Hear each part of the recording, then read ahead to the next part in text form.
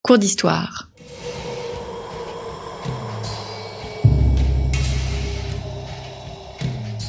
Une émission de la rédaction de Storia Voce.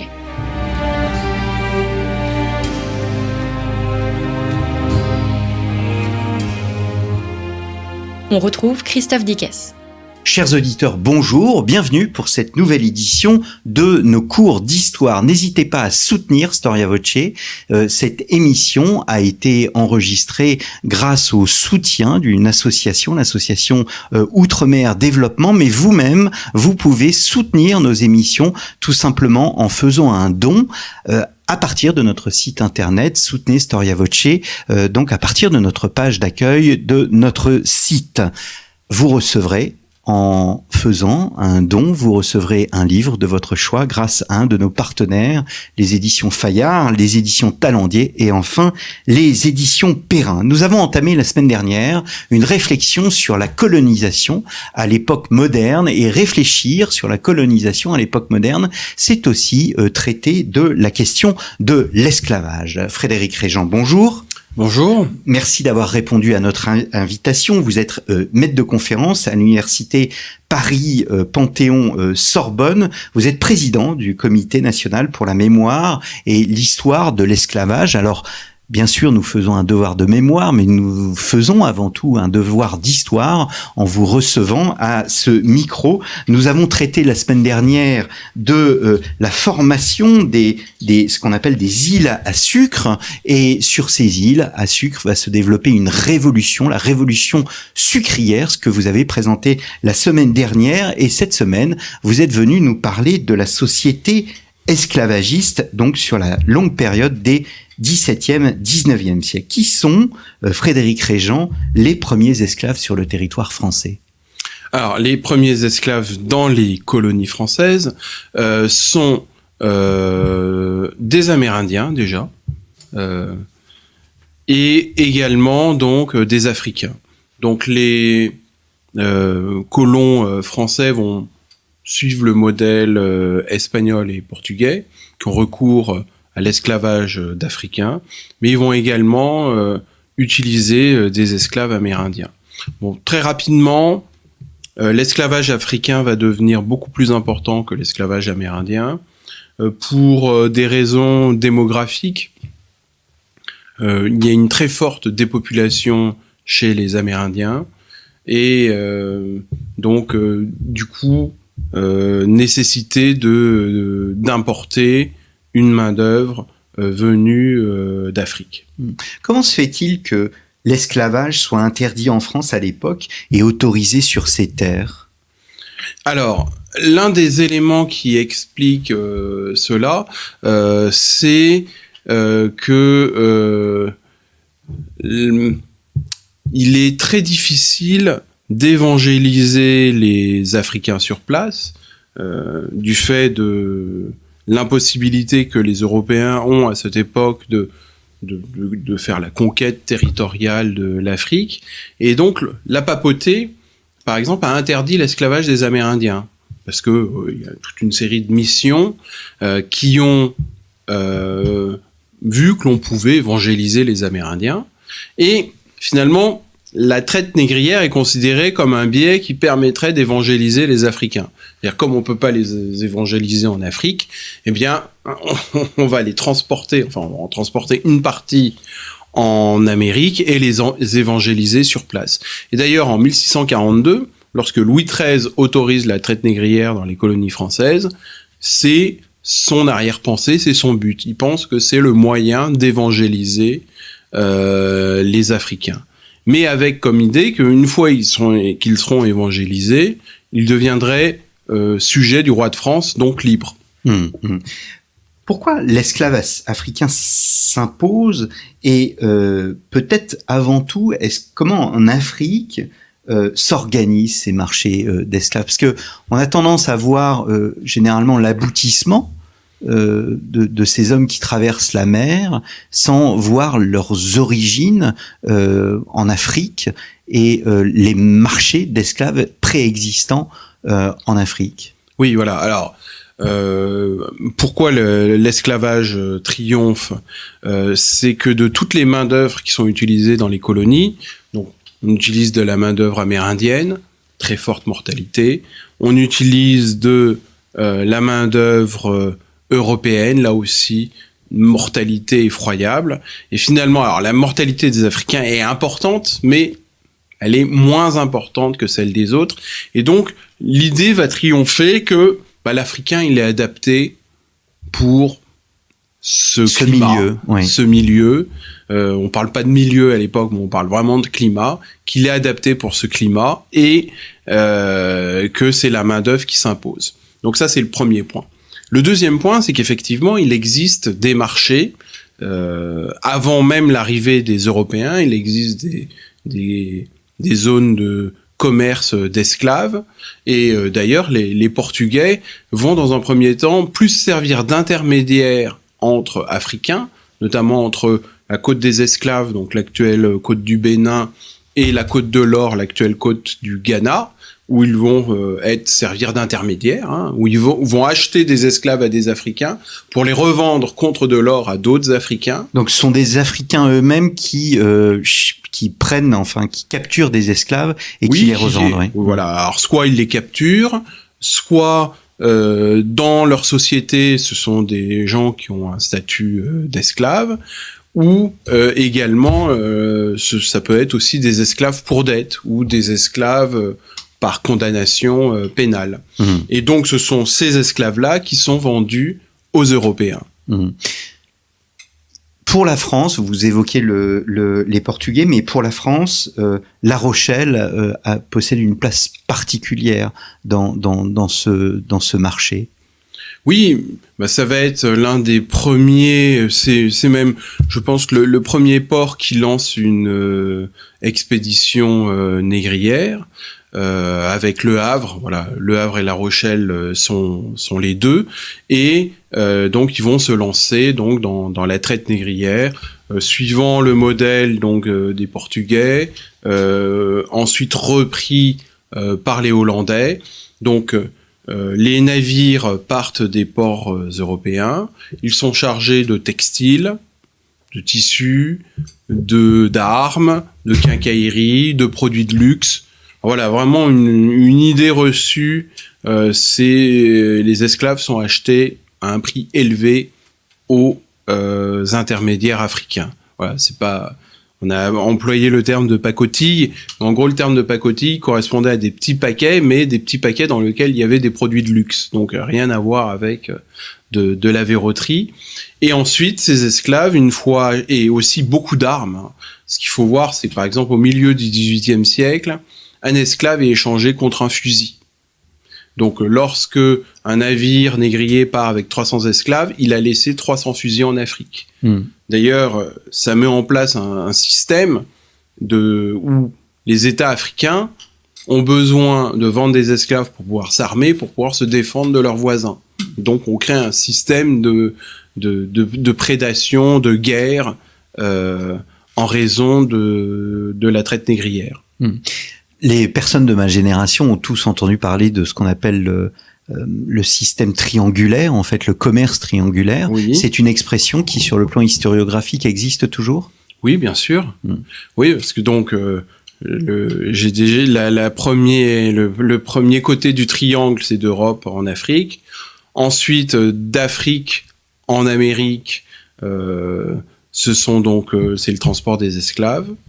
Et puis débarqués en Amérique, les navires sont chargés de produits tropicaux comme le sucre, le café, l'indigo qui est un colorant, le cacao.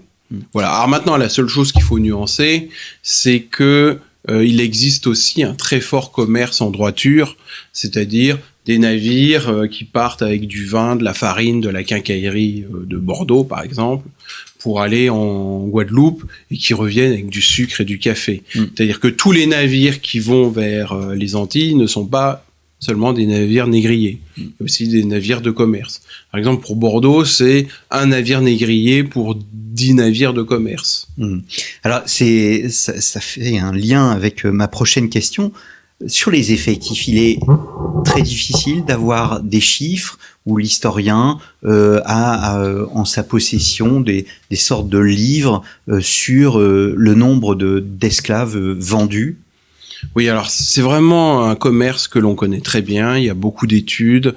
Il y a des études aussi empiriques. Il y a des compilations. Donc il y a une base de données qui s'appelle slavevoyages.org qui est vraiment exhaustive là-dessus.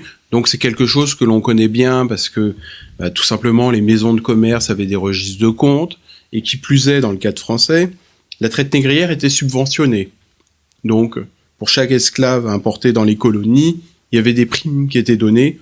Donc on a un ensemble de sources qui nous permet de bien connaître le phénomène. Donc on a une idée à peu près des flux d'esclaves qui ont traversé l'Atlantique. Alors, faut ajouter aussi une traite qui est moins connue, qui est celle en direction de l'île de la Réunion, de l'île Maurice, qui a existé aussi. Donc voilà, les chiffres sont bien connus. Alors, ce qui est moins connu, enfin tout simplement parce que nous n'avons pas les outils de connaissance pour le savoir, c'est voilà, sur un esclave qui est vendu à un navire négrier européen, combien en amont sont morts dans les guerres de capture, voilà. Donc ça reste encore. Mais sur ces 2 siècles, on dit toujours qu'il y a 2 chiffres un peu qui s'opposent. On parle de 2 millions d'esclaves, d'autres parlent de 6 millions d'esclaves. Ceci sur le XVIIe, le XVIIIe, le XIXe siècle, soit oui. 3 siècles. Alors tout dépend de ce que l'on prend, comme espace. C'est-à-dire en gros le chiffre sur toute la période entre 1500 et 1870, c'est environ 12 millions et demi d'esclaves transportés. Voilà. Pour les colonies françaises, j'avais fait une estimation d'environ 2 millions d'esclaves transportés. Mais il y a les esclaves transportés d'Afrique aux Antilles, par exemple, mais il y a aussi ceux qui naissent sur place. Donc souvent les chiffres qu'on a en tête, c'est uniquement ceux qui sont transportés, mais il y a aussi tous ceux qui sont nés sur place. Ouais. Il y a une vie, c'est cette vie que l'on verra la semaine prochaine. Alors alors il y a naturellement plus d'hommes que de femmes. Dans votre chapitre 3 de votre livre que je n'ai pas encore cité, donc La France et ses esclaves, mais il y a aussi un autre livre incontournable qui est un livre collectif que vous avez écrit avec Gilda Confier et Bruno Maillard, Libre et sans faire, Paroles d'esclaves français, aux éditions Fayard. Donc, dans le chapitre 3 de votre livre La France et ses esclaves, vous écrivez qu'il existe une relation complexe entre le maître et l'esclave, alors que n'importe quelle représentation de ce monde esclavagiste dit que il y a un dominé, il y a un dominant, le dominé est complètement dominé et le dominant est complètement dominant. Donc vous présentez une sorte de complexité. Comment définir cette complexité ? Alors cette complexité peut déjà se définir et s'expliquer par le fait que si on prend l'exemple d'une plantation de canne à sucre, il y a une centaine d'esclaves. En gros, vous avez un maître avec sa famille, généralement 2 enfants qui ont survécu à toutes les maladies qui pouvaient tuer les gens à l'époque, et puis un économe. En face de lui, voilà, il a une majorité d'esclaves. Et donc, il est obligé de créer des hiérarchies entre ces esclaves de manière à ce qu'il y ait une chaîne de commandement pour que son autorité puisse se faire. Ce qu'on appellera en entreprise du middle management. Voilà, je connais pas très bien le vocabulaire de l'entreprise, mais ça doit être ça. Et donc il a besoin de commandeurs, et puis en plus il a besoin aussi d'esclaves pour son agrément. Donc des domestiques, des cuisinières, des servantes, des valets, des laquais, des perruquiers, des tailleurs d'habits. Enfin vraiment, et puis aussi d'ouvriers pour entretenir la plantation, de maçons, charpentiers, forgerons. Voilà, donc et il va utiliser finalement toutes ces qualifications pour mettre un système de domination où il y a des esclaves qui sont avantagés par rapport à d'autres. Et ça va même plus loin, notamment chez les esclaves domestiques femmes, un certain nombre d'entre elles sont carrément les concubines du maître. Et c'est-à-dire que il y a un monde, et ça c'est frappant dans votre ouvrage, au début, surtout au début finalement, il y a un métissage. oui, il y a un métissage très important. Alors, ce métissage a lieu au début, et enfin, il a lieu tout le temps. Tout le temps. Sauf qu'il change de forme. Alors, au début de la colonisation, ce métissage est lié au fait qu'il y a très peu de femmes européennes. L'autre fois, je citais l'exemple de ces engagés européens en direction des Antilles. À La Rochelle, sur 6200 départs, il n'y a que 40 femmes. Donc ça fait une femme pour 156 hommes. Donc, du coup, on voit ça de manière très fréquente. Les premiers propriétaires épousaient des femmes amérindiennes et le plus souvent africaines. Bon, j'avais une toute petite statistique sur 25 propriétaires dans l'île de Marie-Galante, qui est une dépendance de la Guadeloupe. Seulement 12 sont mariés. Sur ces 12 mariés, il y en a 3 qui sont mariés avec des femmes non européennes. Vous voyez, à la première génération. Et à la deuxième génération, les enfants des uns épousent les enfants de ceux qui ont eu, ceux qui sont d'origine européenne. Donc effectivement, il y a un métissage important qui se crée. Mais au début, au XVIIe siècle, le statut, c'est soit on est libre, soit on est esclave. Il y a que 2 statuts qui existent.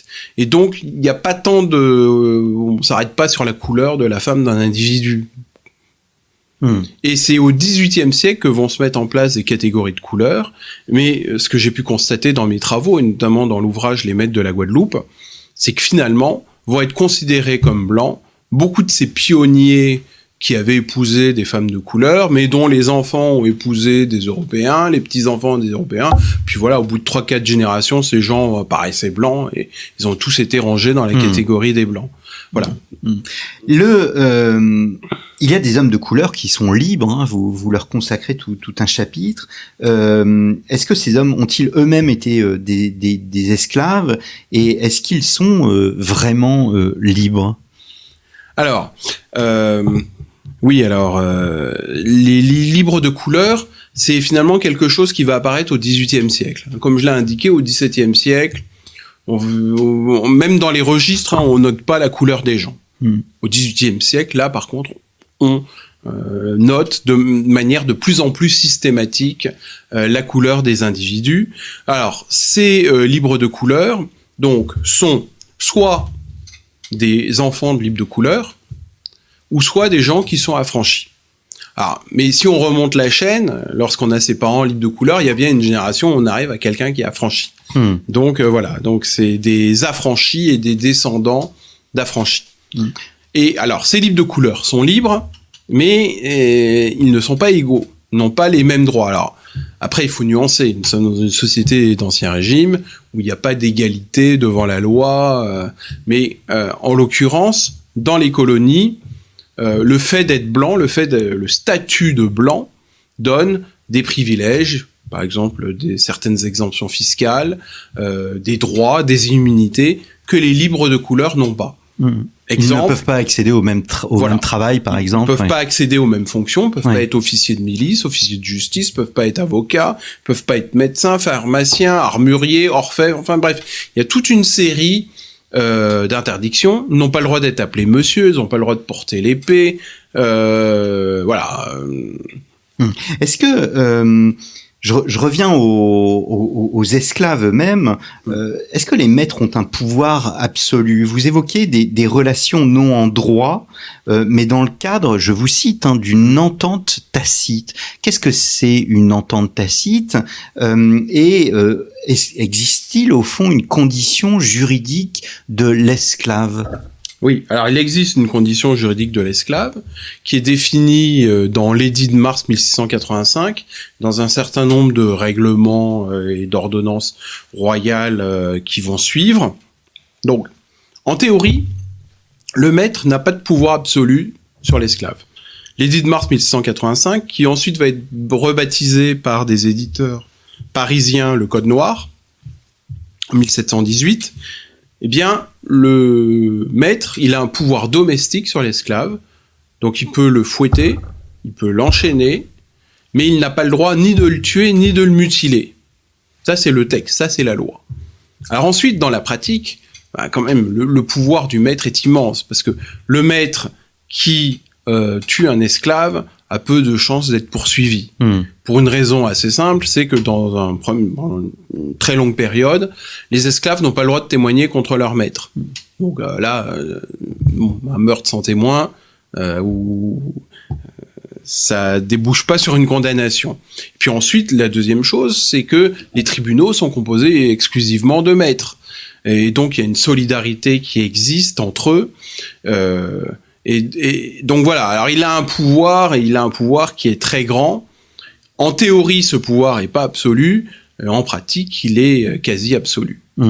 Mais est-ce qu'un maître a pour avantage de tuer son esclave qui est sa force de production, au fond? Oui, mais c'est pas son intérêt. Mais tous les actes de la vie d'un individu ne répondent pas uniquement à des intérêts économiques. Et donc, si vous avez un maître qui est un malade mental, il peut encore plus facilement se transformer en serial killer. On a un exemple, j'ai trouvé un exemple d'un maître qui aurait tué 38 de ses 56 esclaves. Donc voilà. Alors que signifie justement cette notion d'entente tacite, qui est un terme que vous utilisez dans votre livre? Oui. Alors au hasard des documents, une fois je trouve un propriétaire qui indique qu'il doit de l'argent à ses esclaves pour le surtravail qu'il leur a demandé.